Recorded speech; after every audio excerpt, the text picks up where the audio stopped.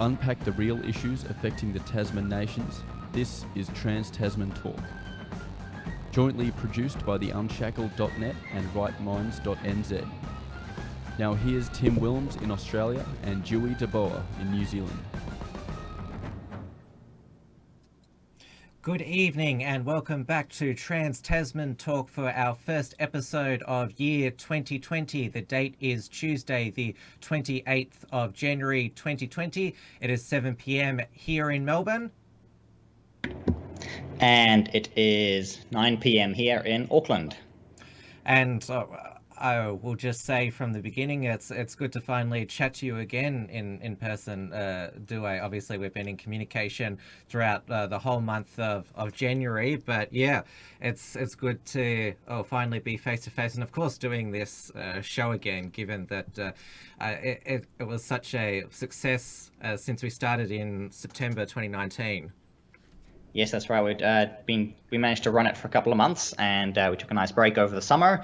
And it's good to see everyone back in the chat, and some of the regulars are there, which is really good. And yeah, we're ready to and excited to get the show back up and running for 2020. Yes, we are broadcasting live on the Unshackled's YouTube channel, and we're also on the Tim Wilms D-Live channel. Now, because we are on the main Unshackled channel, which is monetized, if you're participating in the live chat on the Unshackled, you can directly send through a super chat through YouTube, which Port Film Co-op, who's a fan of all of Australian alt media, he's already sent through a super chat of $2 Australian. Thank you so much. He says, "Steal, oh steal, steal my heart away." Port Film Co-op is obviously pretty excited that my colleague Steele Archer's detonation program is back. I've got a feeling that Port Film Co-op, he might have had some robotics installed upon him by the transhumanists, given his obsession. And if you check out his own channel, he's got a tribute to detonation and transhumanism. Yes, I did manage to denounce Arthur Steele and sorry, Archer Steele and transhumanism, and I offended quite a few people, I believe. So I'm still not apologizing for that, but you know, we've got some other things to talk about tonight, and we are live on the Right Minds YouTube channel, and we're on the BFD as well, and so hello to anyone coming across from the BFD. And we also have Entropy up and running. I've posted the link in the chat, so you can do super chats to the Right Minds channel via the link in the chat. Entropy, I finally got you onto it, and it's becoming used by more and more YouTubers who have either been demonetized or can't be monetized. Mark Collett, who we had as a guest on the Uncockables, he pioneered Entropy on his live streams, and now Nick Fuentes of America First is now using it since YouTube kicked him off their partner program for a community guidelines strike for a video he deleted. Yes, I did hear about that, and he had to go onto D-Live as well for a week, which seems to be popular as well with the people who are not having much luck with YouTube. But yeah, so we're good to go. I hope somebody can try it out at some point and let me know if it works, and otherwise we'll try and get that fixed for the next show. But for the first time ever, we do have a working link to Entropy now, so that's good news for the show. Now, I don't really go away over the summer holidays. I take it a bit easier, but I know that news is going to break. Of course, it's not just a 24/7, but a 365, or we're in 2020 now, so 366 day news cycle. And obviously the biggest news in Australia for much of the new year, of course, was Australia's devastating bushfire season and the politicalisation of that to whack Scott Morrison, blame it on climate change, and also whack Rupert Murdoch as well, because apparently his newspapers alone behind a paywall has managed to brainwash the Australian people into not wanting to take action on climate change, which, well, you have to have to then congratulate Rupert Murdoch if he's able to do that with, well, be the one non-left-wing media outlet and do that. That's a pretty good achievement. But I will just run through.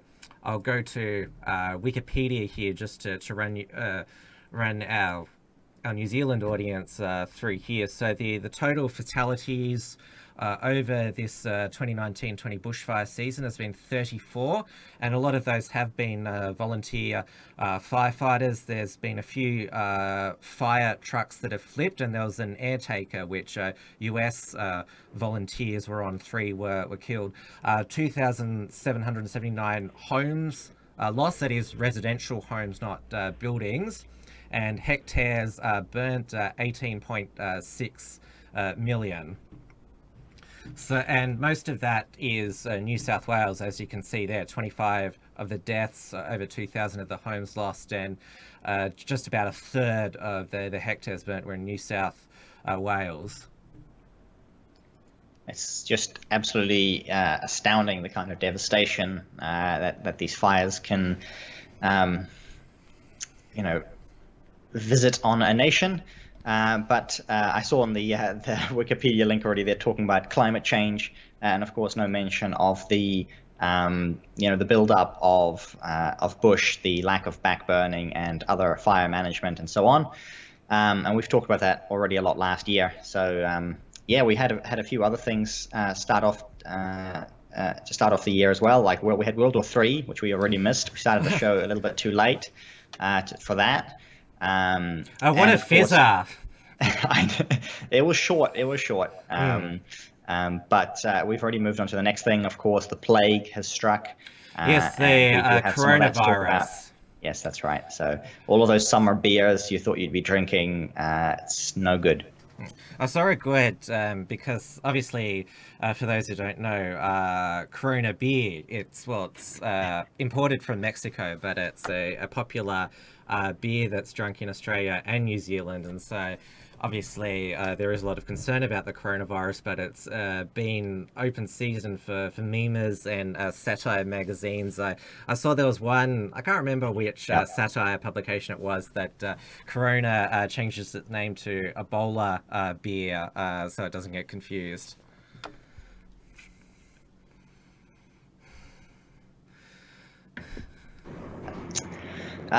We have some breaking news in New Zealand as well. It's going to be an election year this year, and just at 3 p.m. today, we had the news that the Prime Minister has announced the election will be on the 19th of September. It's a Saturday, like all elections in New Zealand, and there was some disagreement reportedly between the members of the government. New Zealand First wanted a later date in November, but Labour and the Greens wanted that September date, because they can get the student vote and the student volunteers to come out before the exam season starts, and all of the students decide that they can't help give free slave labor to political campaigns, and they have to focus on their studies. And we should note for our Australian audience that it's become basically convention now that at the beginning of an election year, New Zealand has 3-year terms like Australia for the Prime Minister to announce the date of the election, even though they can, at their discretion, call it any time they want. And there's hardly ever an early election in New Zealand. That's right, and especially with MMP, where you would expect less stable governments, it actually has not been the case. We have not had a real early election that I can remember in my lifetime. So yeah, it's quite rare, and one-term governments are very rare as well. So we shall see if the if that holds and Jacinda is re-elected, or if she will enter the history books as basically the first failed prime minister in the last half a century. as you know, with Australia, we have a bicameral parliament, and so the elections for both houses have always got to sync up in a double dissolution election. That makes the electoral cycle even shorter, because we had the double dissolution in July 2016, which means we were going for 3-year terms, but eventually we're going to lose a year on that 3-year term because the double dissolution meant the Senate.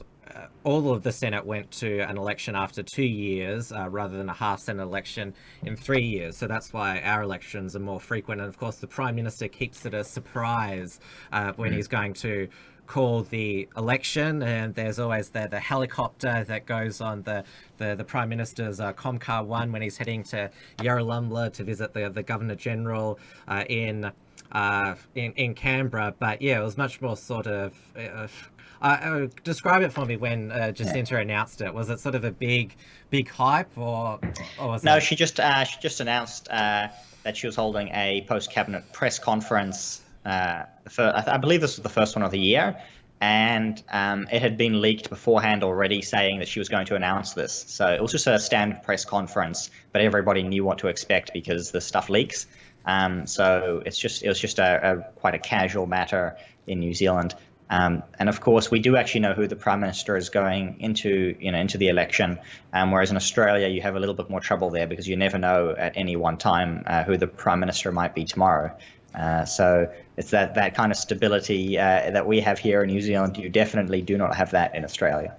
Well, I know that there's been a lot of people, particularly on the far left, criticising Scott Morrison's a response to the bushfires, which have affected nearly I would say now all states in Australia. So it's basically been forced upon him as a federal government responsibility because he's had to get the army reserves to he implemented a compulsory call-up, and I know that Twitter in the past has been good at manipulating, distorting democracy. So they're giving that their shot getting the hashtags trending. Not my Prime Minister, Libspill 3. They've given Scott Morrison the nickname Scotty from marketing. They call him, because his nickname is ScoMo, they call him Smoko, and he's not the Prime Minister anymore. He's the Crime Minister because he's a climate change criminal. Get it? Yes, very creative.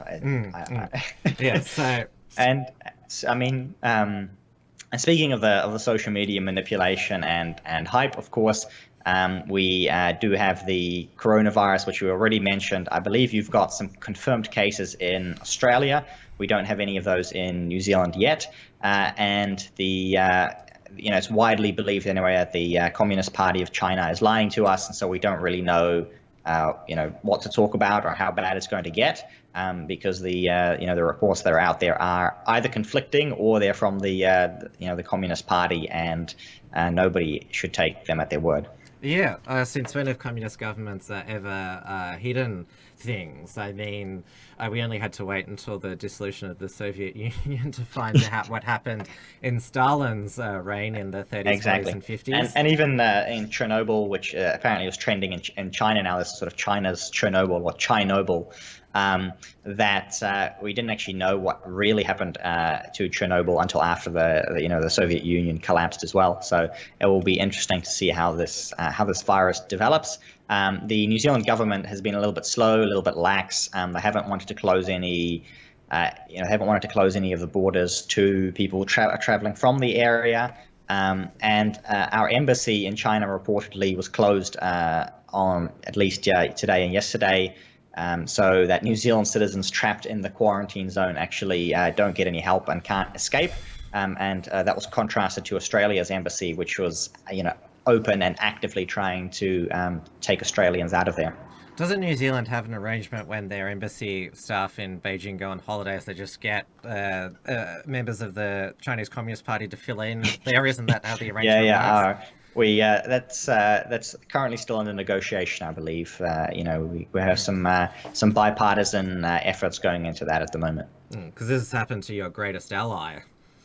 Yes, I know it's a horrible thing, and I'm sure that Jacinda will be planning a trip to Wuhan to hand out a lot of hugs and to all of the poor people affected by this tragic virus as well. And maybe she can hug one of them with a gas mask on, and that can be made into a silo mural. That could be.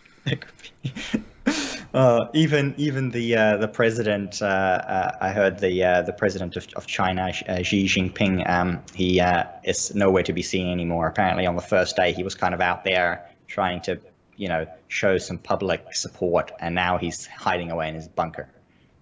It doesn't exactly seem like, because even the despots of history, they still had like cute photo ops. I mean, there's photos of Hitler patting and embracing dogs, but Xi Jinping, we've seen the leaked emails where he says, show the Uyghur people in Xinjiang province no mercy.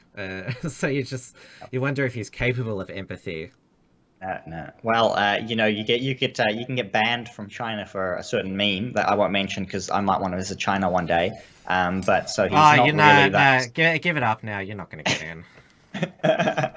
They'll turn me away, you think? You won't even get out of the Auckland airport. Oh yeah, you're right. I'm sure I'll get. They'll have to.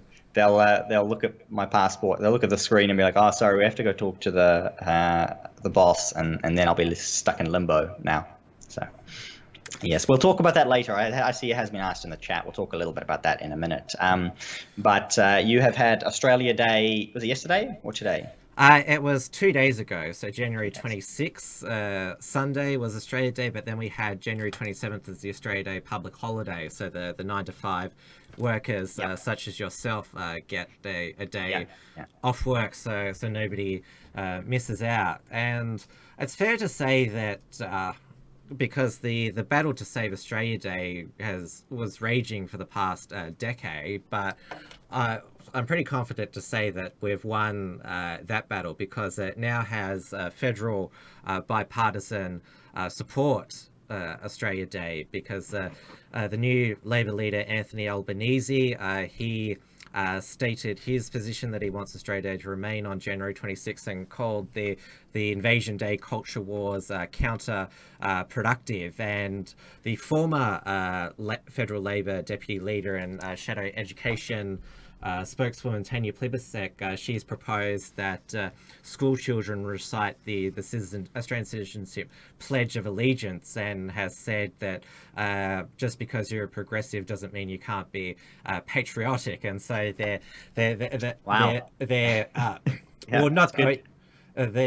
their Twitter base, I'm not talking about their actual real base, has just been raging. The Twitter mob. Oh yes, ouch. It's just another betrayal that they feel from this new Albo-led Labor Party, because he's also dumped the Labor's 45% emissions target. He and a few other Labor frontbenchers, they're trying to fall in love with coal again. So this is all part of, because Scott Morrison, he coined the term Quiet Australians. Labor are now realising, actually reading proper polls and focus groups which feature the Quiet Australians, that they're not on Twitter, they're not out on the streets protesting, gluing themselves to things. They're actually quietly getting on with their lives, raising their families, working, but they do vote every 3 years, and they voted in the May 2019 federal election. It's quite interesting to see that bipartisan approach there towards Australia Day. We've got our sort of national holiday, Founding Day, coming up in February, and Waitangi Day commemorates the signing of the Treaty of Waitangi, which is, like I said, basically the foundation of New Zealand, and that is at this point anyway, more contentious in that it can be used to air grievances, and especially used for attacks on the Prime Minister. Especially if it's a right-wing Prime Minister, they'll go and get things thrown at them, or they'll be threatened that they won't be welcome on the Waitangi grounds and things like that. And there's all of these ceremonies that go on. But Jacinda has actually run into some trouble of her own, because the 6th of February is not that far away now, less than 2 weeks, or about 2 weeks away. About a week away, just over that. And she has protesters occupying Imuhato, which we have already talked about many months ago, because they've been there for nearly half a year. And this was supposed to be built by Fletcher's, and Fletcher bought this land from the previous owners, and was going to build about 400 houses on it. And it's been occupied illegally. The police have refused to clear the protesters away. And Jacinda promised them that she'd resolve this at one point when she was getting on the plane to go away on one of her overseas trips. She was ambushed by reporters, and she says, "Oh no, we'll get this sorted. It'll be fine. We'll sort this out." And so they stayed put. And she still has to deliver on something, because if she does try to buy this off Fletcher, then it undermines all of the treaty settlements. So they've been going on for about 100 years or so, where historic grievances have been settled, and these are supposed to be full and final, where they don't get, they can't just relitigate this over and over again. And then the other main core part of these settlements is that private property was out of bounds. Only public land could possibly be returned, and most of it was just monetary compensation. And now if the government goes and buys private land, then that rips up 100 years of bipartisan consensus on this issue, and everyone will be coming back and saying, "Oh, hey, well, here's some private land that we want to have back." Every single tribe up and down the country could then go and say, "Oh, well, we can go and sit on this property. We can squat here," and it's basically risks the property rights of all New Zealanders. So she's basically given into the loud mob, and she's basically enabled these type of Occupy protests. It'd be like if our state and federal government in Australia ceded to the Extinction Rebellion supergluers, and the minute you give them an inch reward a bad illegal behavior, then they're just going to be more empowered to keep taking radical action. And this is what we've seen with the left over the past decade. And it reached a fruition last year with, well, not just Extinction Rebellion in Australia, but the radical vegans who occupied the main intersection in the Melbourne CBD, invaded farms, forced farm cafes out of business. You cannot give them an inch at all, because you're just inviting. I mean, with the vegans, for example, the Labor politicians, the vast majority of them aren't vegan, but it was they're turning a blind eye to that sort of radicalization of who are on the far left of their constituency that led to that, and it's what's going to happen here as well. Yeah, and there is what's basically stopping this from happening, and there are rumors this deal is going to go through. That talking about an imminent deal this week, because, like I said, she has. I can give a quick count of the exact number of days, but it's 9 days, basically 9 days if she wants to settle before Waitangi Day. And the rumors are there's a deal imminent, and that the government will basically give a $45 million grant to the Auckland Council, who will then buy the land from Fletcher's, and because they paid $26 million for this, and the value of it now with the houses on it would be more than $45 million. So that's what they would settle for. But that's the taxpayers paying $45 million to keep a bit of land empty. And I'm all in favor of having some more parks and keeping these spaces not avoiding all of the ugly buildings and the buildup of infrastructure. But they're bringing more people into the country. They need more houses. They need more infrastructure. And now they're saying, "Oh no, we're not going to do this. We're going to stop 400 houses from being built," and we foot the bill. And that's just that's an absolute disaster. And wasn't it Jacinta Ardern's one of her 2017 election policies to have more houses built because Auckland property prices, well, they're even higher than Sydney and Melbourne, and now those houses are not going to be built, and she especially wanted to build houses for low income Kiwis, and that's also been limited now. So she has basically broken an election promise. Yeah, they were going to build so many houses. They built 200, and they've basically just cancelled 400. So they've managed to do net minus 200 houses so far. That's the election result of the government's house building program, and it's a disaster. We do have apparently Winston Peters and New Zealand First are still opposing this deal, which is the main reason it hasn't gone through yet. But the question is, will he give way in turn for something else? That's currently not known. But we do know that Winston Peters has basically said that he's the one holding this up. But now the rumors are coming through that the deal is going to happen. And looking at this land, there's a great story on the BFD from a while ago called An Objective View of Ehumato, and it lists like what's happened to this land over 150 years since the 1847. But basically this was a swampy area in Manukau, and along some of the local Maori, along with the Wesleyan Church, basically drained the area, started cultivating it. The tribes in the area eventually ended up siding with the King movement, the rebellion, and this is during the what's now commonly called the New Zealand Wars, or the Land Wars at the time by the English, which is called the New Zealand Rebellion. And these people got caught up on the wrong side of it. There's no real evidence they did much wrong, but they lost a lot of land that was confiscated from them. But again, this was dealt with in 1926, where they were compensated. A lot of the land they had previously sold into private hands.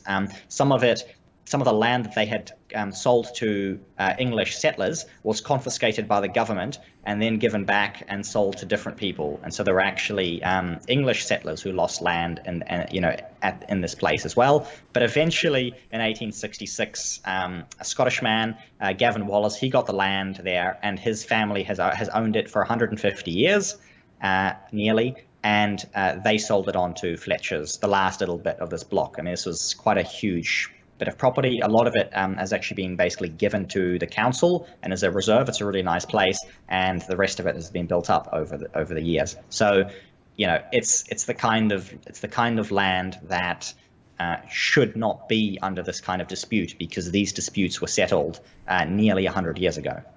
Yeah, but that doesn't matter to the radical leftists, white guilt and Maori activists. They still believe that even though you do have a treaty with the Maori people, they still believe that it's not being upheld. Yeah. And it's obviously, in Australia, we don't have a treaty with the Indigenous people. It's obviously, our Australia Day is called Invasion Day by the left, because sovereignty was never ceded, and they always chant always was, always will be Aboriginal land. Even though there is no treaty, the British settlers' relations with the Indigenous Australians is more complicated, and there were periods of peace and negotiation, cohabitation, and there were times of conflict and also bloodshed as well. The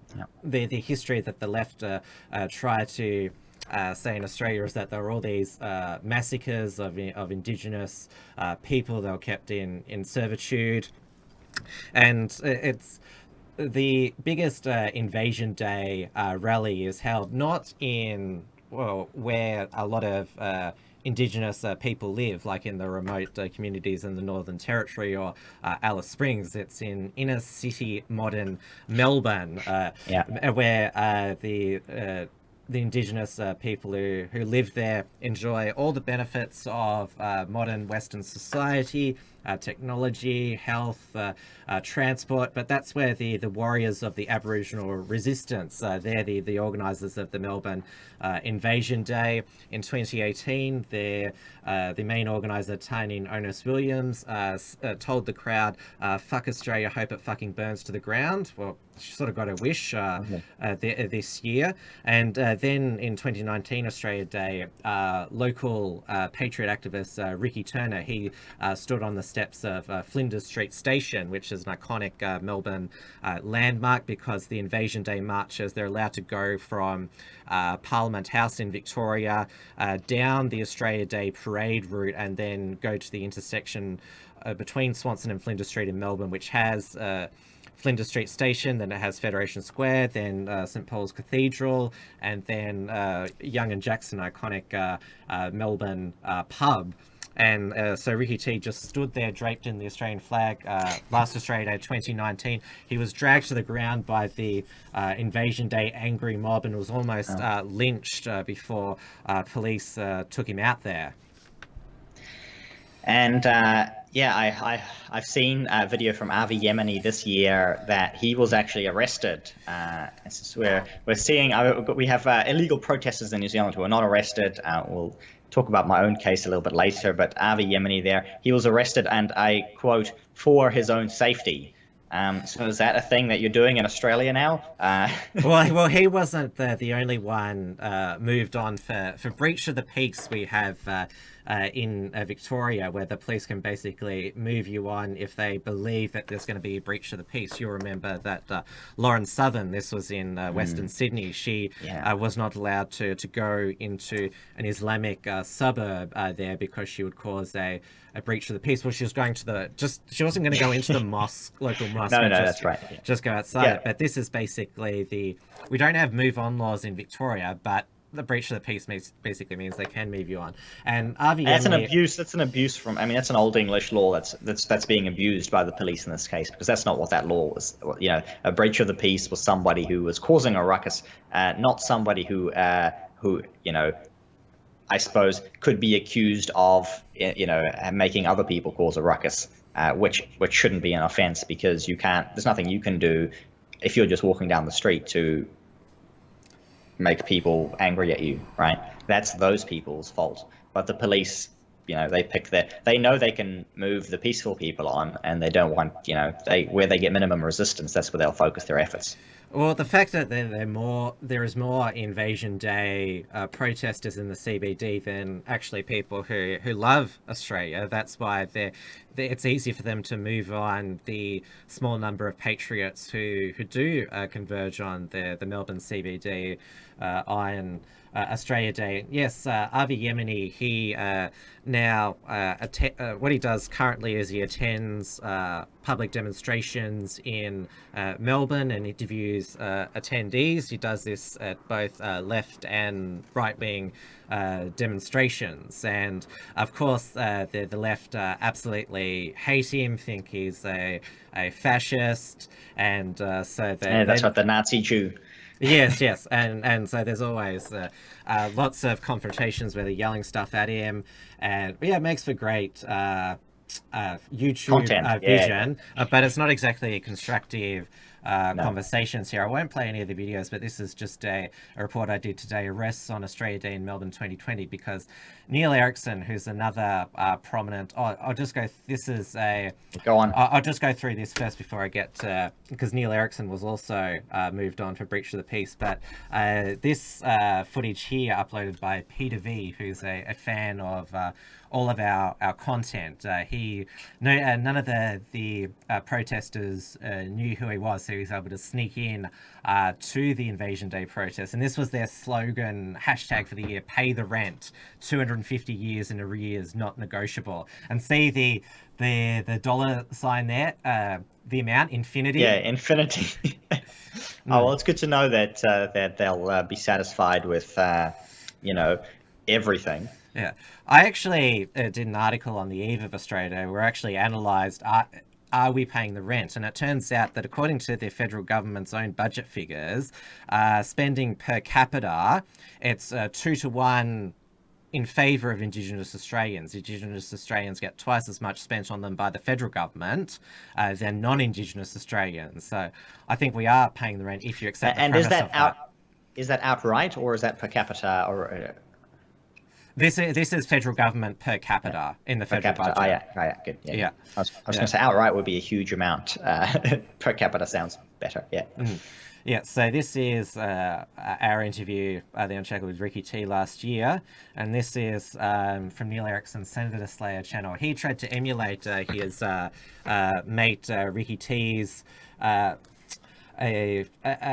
Australia Day stand last year. I think he was draped in the exact same flag that Ricky T had. So he just stood on the steps of Flinders Street Station. The police tried to get him to move on for breach of the peace. Neil, of course, refused, and so they handcuffed him and were dragged him down the steps until Neil said, "Okay, I'll just walk to the divvy van," and they drove him across town. The Proud Boys. This video has been re-uploaded. I'll fix that up after the show. But the Proud Boys, there was about 20 of them that stood on the steps of Flinders Street Station at different times to Neil Erickson. They had blue shirts on that said Governor Arthur Phillip did nothing wrong, holding up placards with the Australian flag. They also got moved on for breach of the peace after a 10-minute back and forth. And there's Avi Yemeni being arrested there. He got taken away during his confrontation with yelling at racist dogs and their leader Tom Tanuki, who won the Unshackled Regressive of the Year award, because Tom Tanuki, he was eager to win it because he very proud of himself. Yeah, he linked to it on his social media, and so he easily won. So it was definitely well deserved. I won't go into some of Tom Tanuki's more embarrassing moments there, but you can watch the video there on Avi's YouTube channel.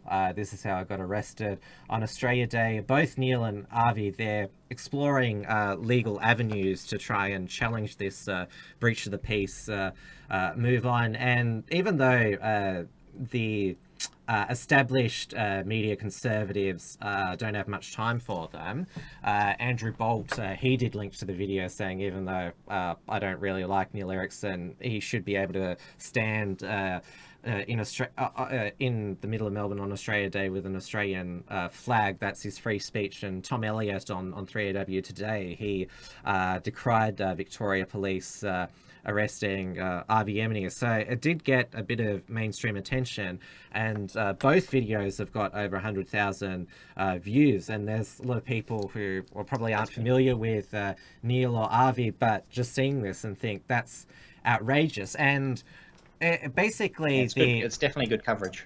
The Melbourne CBD is the last fortress of the Invasion Day, abolish Australia Day, or it's now Abolish Australia.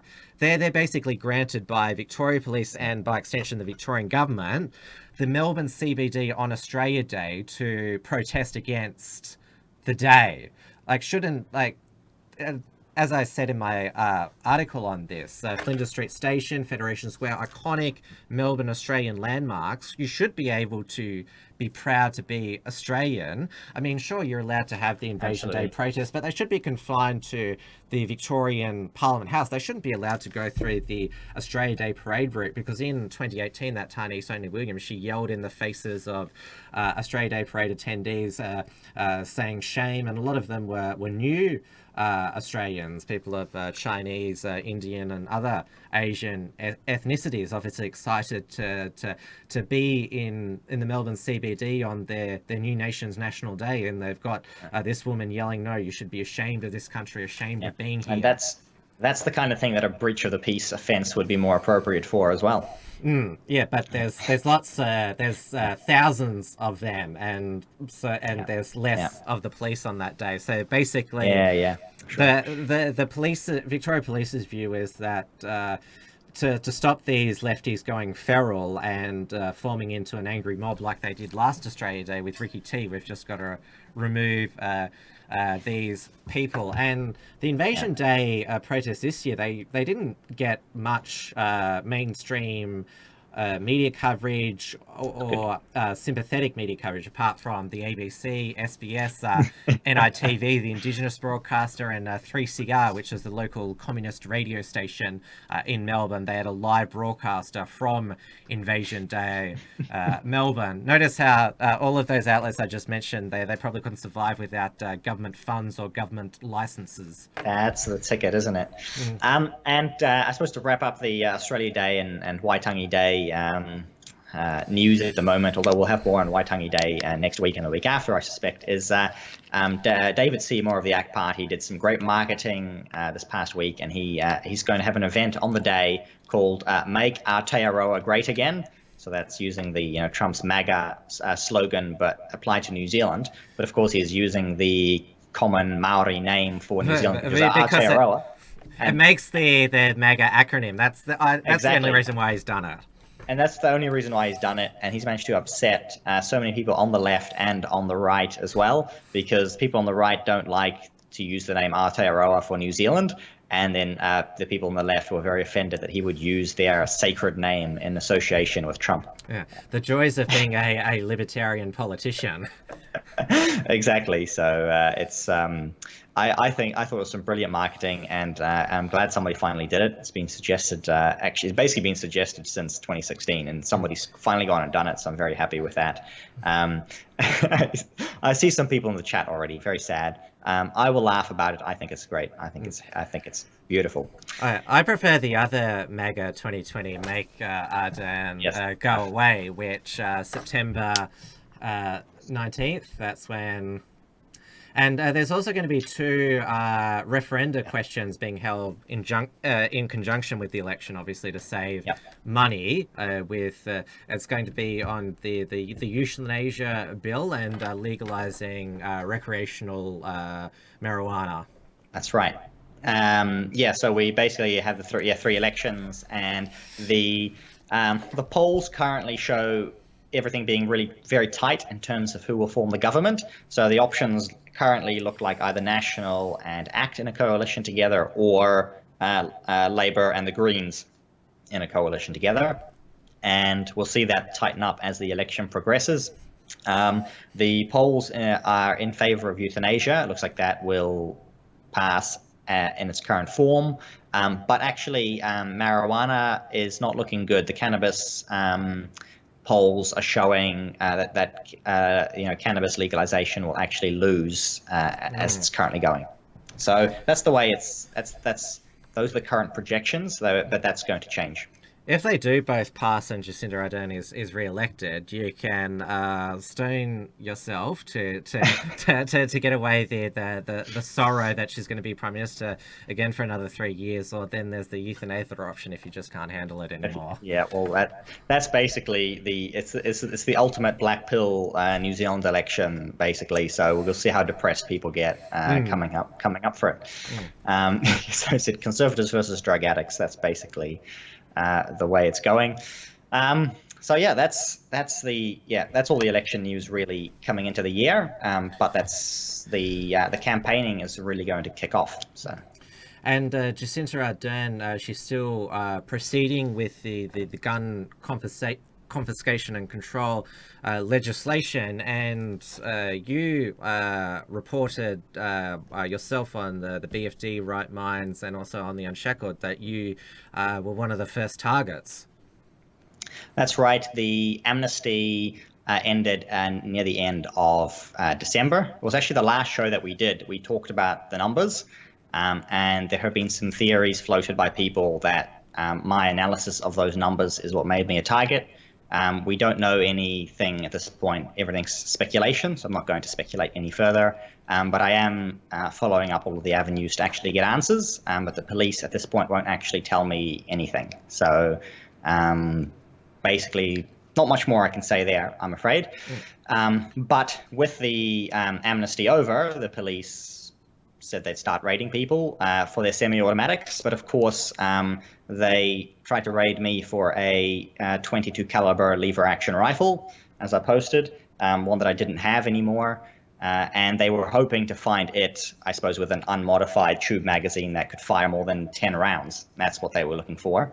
and or anything else they could get lucky with, perhaps. And yeah, that's not very nice.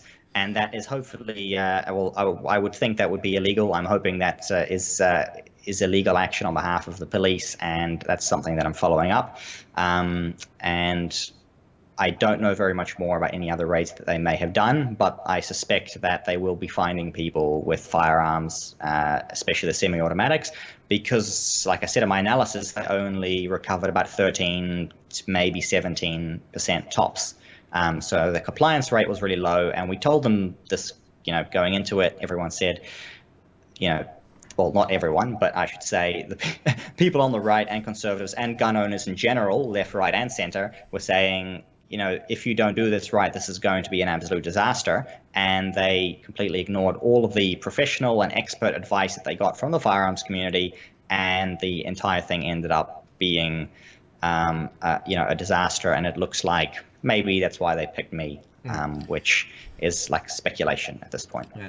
And it wasn't an exaggeration to call them the jackbooted thugs of the government, because it was quite a large police presence at your family home with your wife and kids. It Yes. was, you wrote that it was the police presence. It was like you were cooking in a meth lab. Well, yeah, I made that comparison, but we had about 12 officers turn up, and people said to me that's a lot. So that's not very usual. So yeah, again, not completely sure what they were expecting or what they had been told to expect. Of course, I don't have anything against the the officers themselves, who were whatever they were briefed on. Hopefully, we'll find that out one day. But clearly, they thought they would find something, and that's quite. Somebody says here 7% return of military-style firearms. No, it was 13 to 17% of semi-automatics, and the military-style semi-automatics, which was a special category, was about 60% or so. But there were only, I can't remember off the top of my head, I think 17,000 of those. But there were probably about 200, up to 200, well, 200, at least 200,000 centerfire semi-automatics in New Zealand. Yeah. And your article on the various platforms that it was on, it went super viral, and it actually got a lot of mainstream attention as well. I noticed that New Zealand public radios called you far right. That's the go-to. Yeah, so it was picked up by Radio New Zealand, which is commonly just simply referred to as Red Radio. And they're, again, publicly funded communist radio, essentially. Well, they don't call themselves communists, but that's what they are, and everybody knows it. And they ran with that far-right headline, trying to tie me to all of the horrible people, because that's basically, it's calling somebody a fascist and a white supremacist. That's what they tried to tie me to.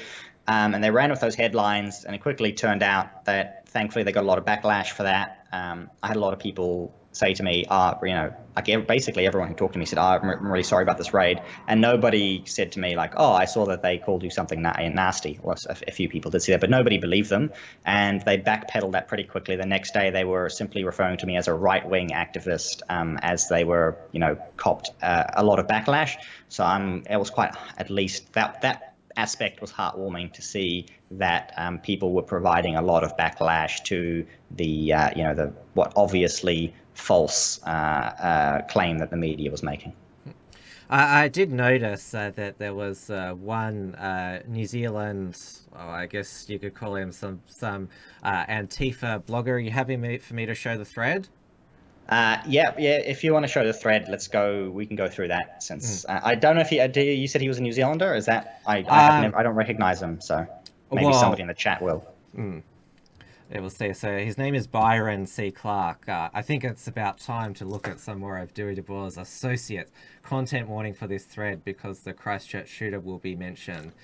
You're a frequent guest on the Australian alt-right podcast, The Unshackled Waves. Yes, you have been on that podcast a few times, but it ceased production in September last year. So obviously, and I'm not sure if it was ever an alt-right podcast per se. Of course, it was your podcast, but I thought it was supposed to be a libertarian show. And so then the next tweet he's got when this is from the September 11, 2018 episode where I wore the Pinochet did nothing wrong shirt. He was, of course, the Chilean military general who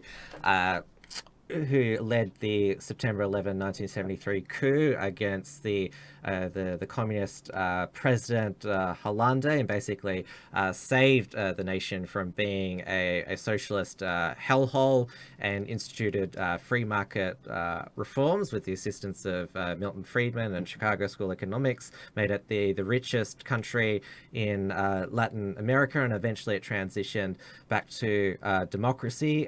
For all of the accusations that he was some genocidal maniac, his regime only led to the death of 3,000 communists. Obviously, 3,000 people dying, that's bad, but you have to remember that the country was in a civil war situation, and obviously when there's a civil war situation, lives are lost. Obviously, 3,000 people dying is tragic, but Pinochet probably saved a lot more lives by not putting a stop to the Hollande's communist socialist experiment. And of course, this is a meme shirt, and whatever Tim decides to wear is I'm not sure what that has to do with me as well. So then it goes down here. He says that my collar says right-wing death squad, which obviously that's the nickname for Pinochet's taking care of communists. It's as Nick Fuente said, it's irony, bro.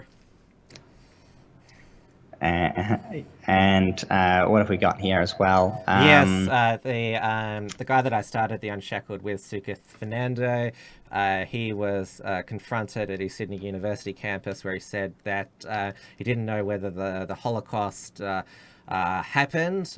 We parted ways after that, but we've been drifting apart for a number of months. I sort of explained the whole thing on the Uncockables last week with James Fox Higgins. As you can see there, he was a white supremacist. Can you see his face there?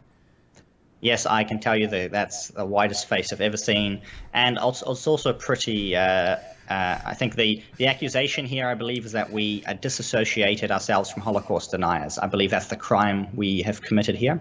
And it's actually the day after International Holocaust Remembrance Day, because it was, yesterday was the 75th anniversary of the liberation of the Auschwitz concentration camp by the Soviet Union Red Army in Poland. And the New Zealand government has been in the news for that this past week because they didn't actually send anybody to the 75th commemoration.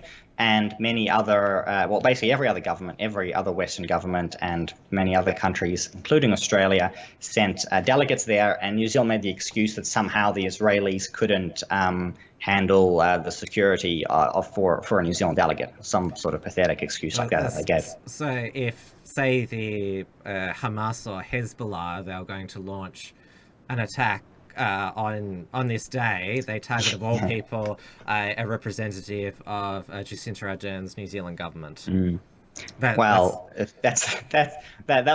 was basically the claim, and then they kind of walked away from it, and they issued some statements and appeared at other places. I believe Jacinda did appear at an event in Auckland, but they did not send a delegate to Israel for the commemorations. We'll keep going with this tweet thread. So it mentions that, I've interviewed Blair Cottrell, Australia's most well-known patriot activist. This was when he was a member of the Lads Society at their then clubhouse in Melbourne. Then it goes on that Brenton Tarrant donated money to the United Patriots Front and called Blair Cottrell Emperor. Apparently, if some random person at the time says something nice about you and they turn into a homicidal maniac, you're then responsible for their actions. That's how it works. And all of the people, because apparently I don't know who, I've never met Blair Cottrell or spoken with him. You've mentioned him a few times on the show, obviously, but anyway, apparently there's some kind of association by 3 or 4 degrees at this point. Yes. Yeah. This is just, I think, the 3rd or 4th degree, because we then go further down here where Tom Sewell, who's the leader of Lad Society, Blair Cottrell's not a spokesman for them anymore. He said that when Tarrant was living in Australia, he tried to recruit Tarrant before he went to New Zealand, and obviously started planning to do the horrific act that he did. So that's the I spoke to Tom Sewell briefly at the 2018 Aussie Pride Flag March for about 30 seconds. That's all that he's been on my channel or media. And then it says at the end, does your average conservative family man regularly appear on a podcast founded by Mario Augusto Pinochet and a Holocaust denier regularly platforms the man the Christchurch shooter idolized? Shock, emphasizing the shock horror there of his basically summation of what we both do. And I mean, I've covered this in the past. I mean, I've written about responses to the attacks of the mainstream media for the past year about this. I've actually put it up on an interview with Spanish Bride from the BFD, where I've actually referred to all of these articles that I've written to debunk a whole bunch of these claims that these guys have made. And of course, yeah, I don't know. That's the best they could come up apparently with, is that based on I think you get to 8 degrees of separation around the world, and they're at about 4 or 5, based on somebody who you know, and I have no idea who you've spoken to, but I'm not going to be responsible for saying, oh, so-and-so's interviewed so-and-so, so-and-so, who knows so-and-so. That's obviously a bunch of garbage, and that's the best that they have. Yeah, you do a show with me. I've interviewed Blair Cottrell, who's associated with Tom Sewell, who met with Brenton Tarrant. So that's the degrees of separation, and this is how they always work. If they can't get you on anything that you've said, then they go for guilt by association. And I've always adopted the rule that you speak for you. You should be judged on what you say. It's up to other people to explain what they've done. I mean, you don't have to explain or rationalize in any way the work or people I talk to. Exactly, and someone in the comments has just mentioned, Joe Rogan, for instance, endorsing Bernie Sanders the other day, and there being some kind of flame storm as well about who interviewed whoever Joe Rogan interviewed, and somehow Bernie Sanders is a bad guy because of that, and so many other people. So yes, so people have interviewed lots of horrible people. That's the job of journalism, really, is to go out and to interview people, and that's something that you do in Australia in terms of talking to a lot of these people who may not be very nice. I know nothing about them, and if they're terrible people. Still, the idea that the left has is that somehow if you can sweep everything that's ugly under the carpet, then suddenly nothing bad will ever happen again. That's kind of their approach, and it does not work, because that's we see terrorist attacks all over the globe time and time again, and simply ignoring problems does not make them go away. Yeah, and this tweet thread, it went super viral. It got 18 retweets and 71 likes, and all the replies are just himself mainly. Yeah, well, I like, again, I've never heard of him. I don't know who he is. He's got 1,757 followers, so big name. You can also go to his oral historian behind Occupy Christchurch. Let's check out his Patreon while we're at it, see if anyone's supporting him. Let's see here. I guess 108 per month, not bad, but yeah. Not exactly. You'd never heard of him. No. I feel like the name somehow sounds familiar, but I don't know. I see somebody in the chat knows him and doesn't like him and is very upset at you for mentioning his name. So you have managed to trigger someone tonight. Okay, just because. Well, I didn't mean to. I platformed him. I gave him a platform. You did platform him, Yes. and that Yes. should not be allowed. Yes. You'll have to be punished for that. Yeah. Yes. I disavow. I disavow him. You did. Yeah, oh, I'm very good. Okay, I'm glad to know that you disavow him. Yeah, I don't agree with him at all. And this is like, and this is the absolute insanity, the absolute insanity of this kind of stuff, right? It's pathetic, and I try not to worry about this. Like I said, I know who very few of these people are, thankfully, and I don't spend any time really looking into who they are because they don't bother me. They live in these little bubbles on Twitter and they talk to each other round in circles, and I'd much rather be out there in the real world working. Somebody says here, occupy equals permanently unemployed. So, that's the thing. I don't have time to go out there and occupy things, and I don't have time to waste trying to find out who people on Twitter are, because you know what, they don't really matter. James Boom said Rogan's a stoner. Yes, his show has been known for a lot of marijuana smoking. That's why maybe he endorsed Bernie Sanders. I guess that's another argument against legalizing it in New Zealand. Don't do marijuana, kids. You'll support socialism. And we're on time now, 10 o'clock exactly, and I think I've got a good story to close with as well. I've still got you've got one. Okay. Australian politics update, because obviously the bushfires was the biggest. It should have just been a national tragedy, but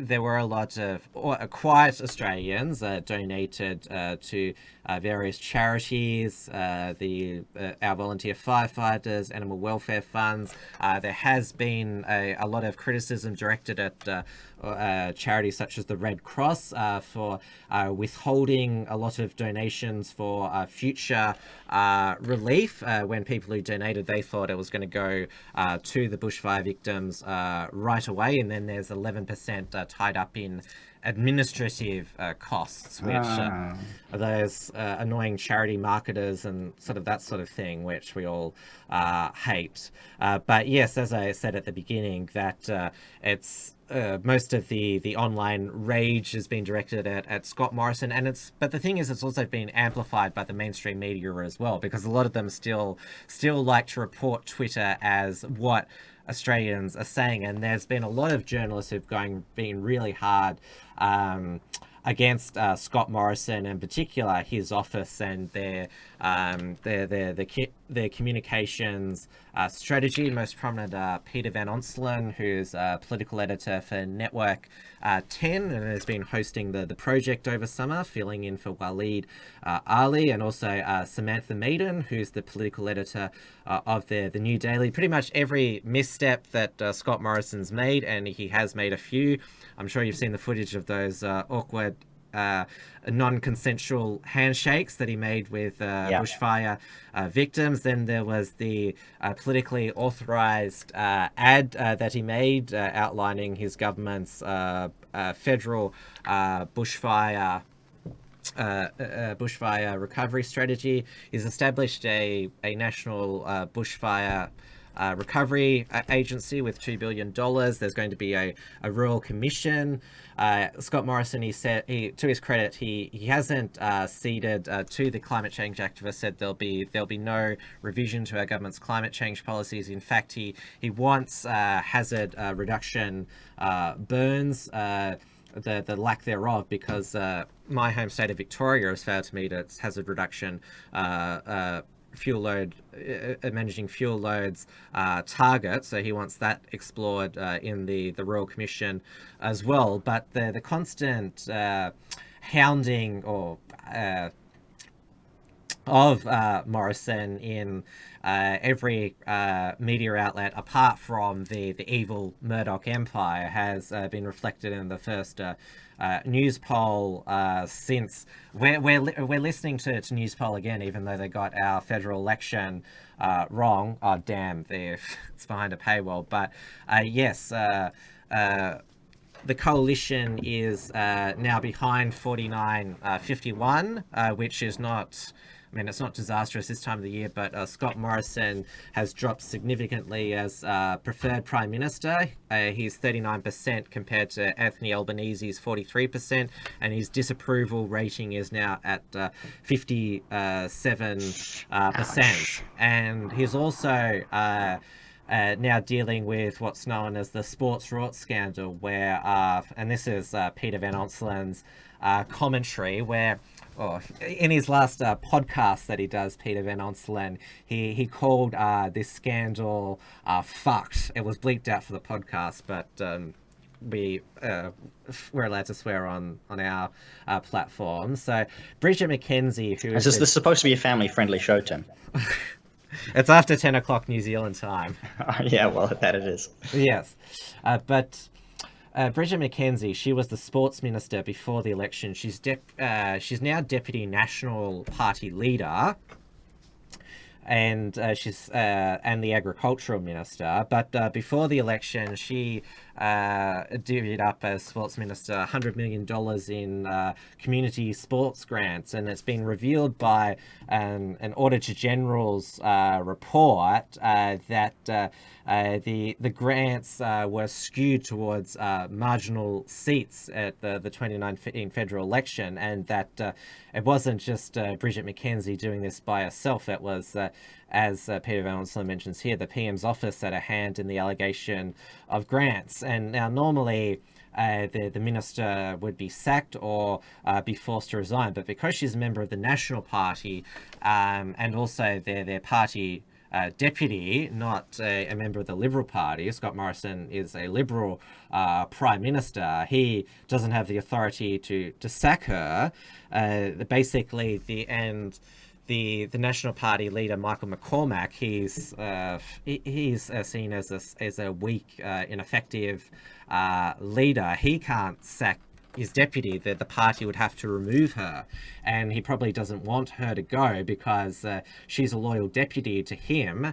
He might then get a deputy who might threaten his leadership, such as David Littleproud or Darren Chester, who are in the lower house, who could be Nationals leader and deputy Prime Minister. And he also Scott Morrison can't sack her because she might, as Peter Van Onselen said, spill the beans about it wasn't me who did this, it was the Prime Minister's office who told me to do this and got me to sign off on this as a sports minister. And that, aside from the politics of it, the fact that we have this this community sports grants program where it's this is where my libertarian streak comes out, is that it's a government picking winners and losers, because all these sports clubs do grant application and it's either up to politicians or bureaucrats. Sports Australia is a bureaucratic body which decides where they think the grant should go, but ultimately it's decided by the politicians. They decide who are worthy of funding and who misses out. I would just prefer to just have not sports grants at all, because these grants can be hundreds of thousands of dollars and other people are left with nothing. It just seems why is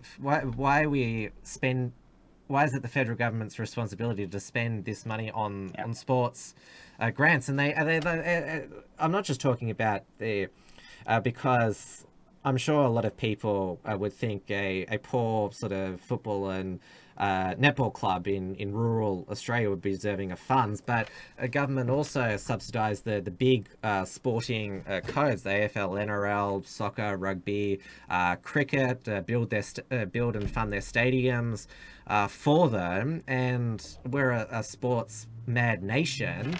It should be something that should be commercially viable without the corrupting influence of government.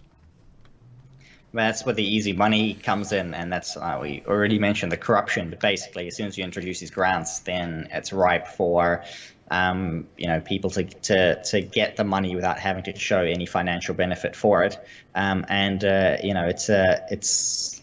There's this good tie in there between offering more power and giving money in exchange for it. And Yes, so I'm on board with that as well. Obviously, is so much waste that goes on. The government spends all of this money on these things that have none of its business. And if you are going to have funding for sports and so on, then that should be done at a local level. Like the local people should be funding their local sports clubs if they want to, rather than centralizing all of these grants and then having that power be corrupting at the very, very top. And it's also broken in the past week that the Australian Arts Council, again, the Lovely.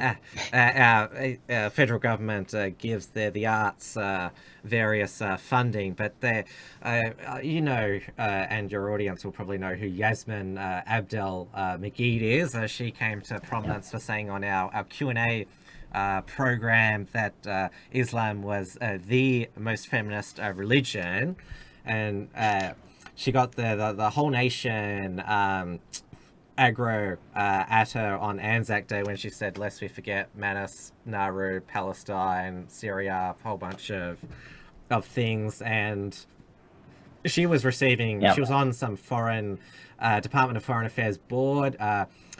We helped promote her autobiography.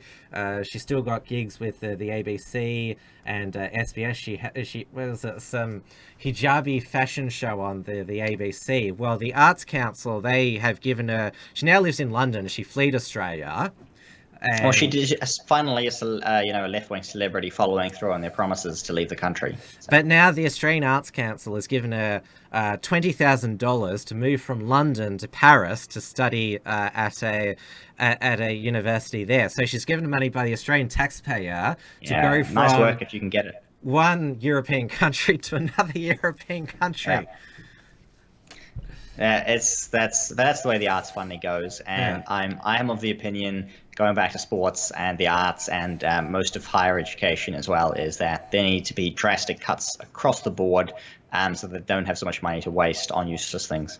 And because it's basically at this point they're just looking for things to throw money at. That means they have too much of it. Now, before we wrap it up, I interrupted you. You said you had a good yarn. My final close here.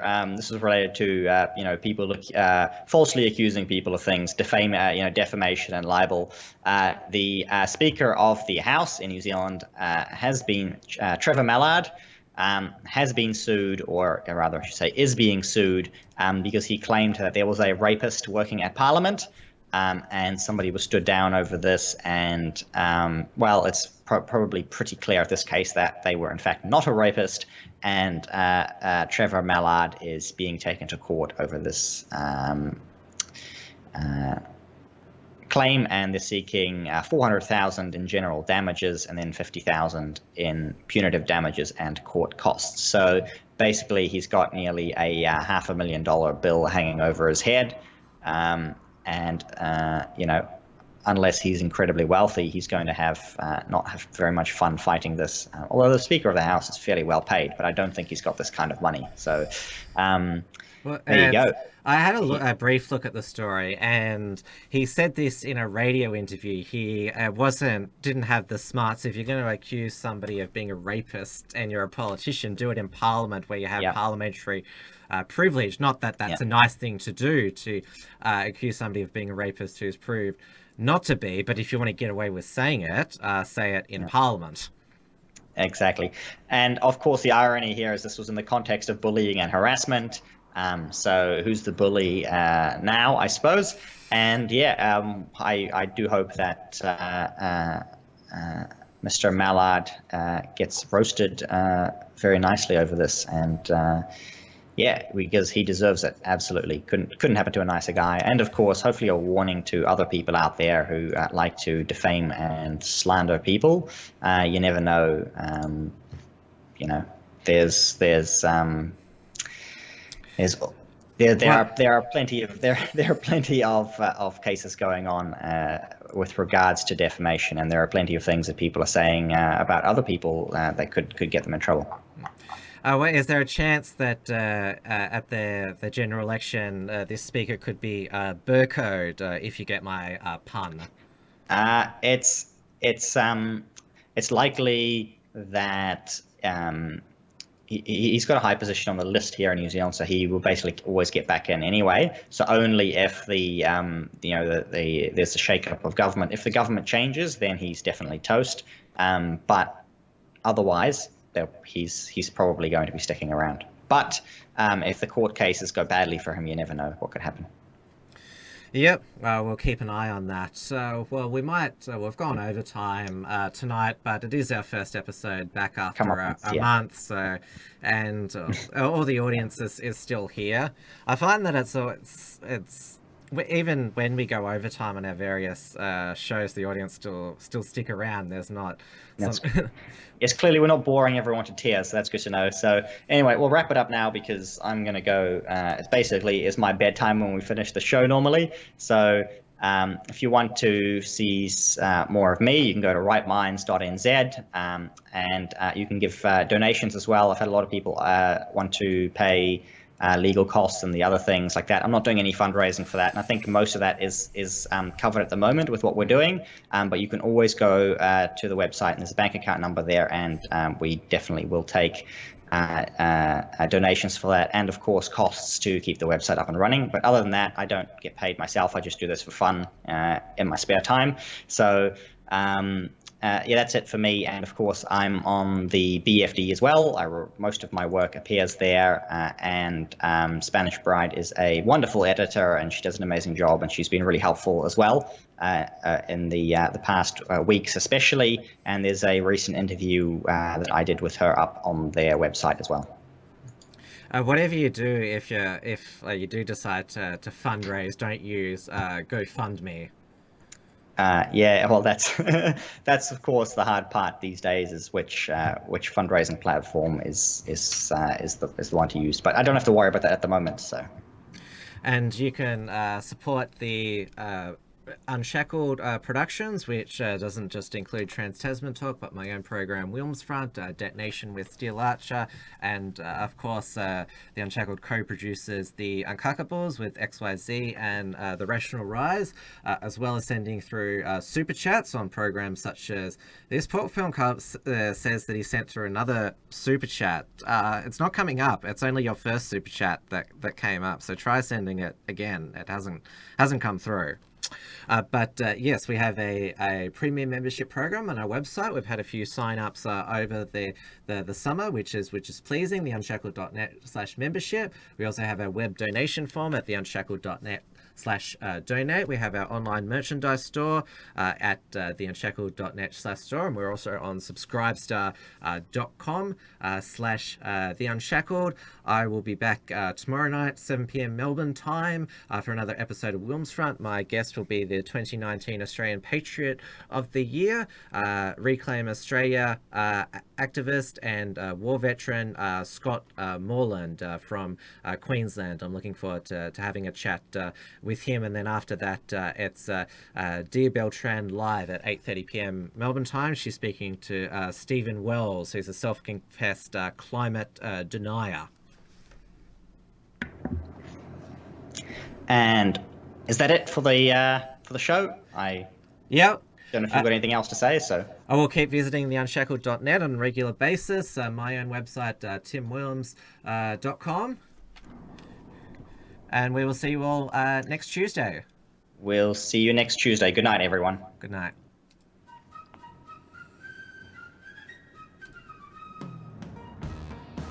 Thanks for tuning in to this week's edition of Trans Tasman Talk. To keep up with the latest real news and analysis from the Tasman nations, visit theunshackled.net and rightminds.nz.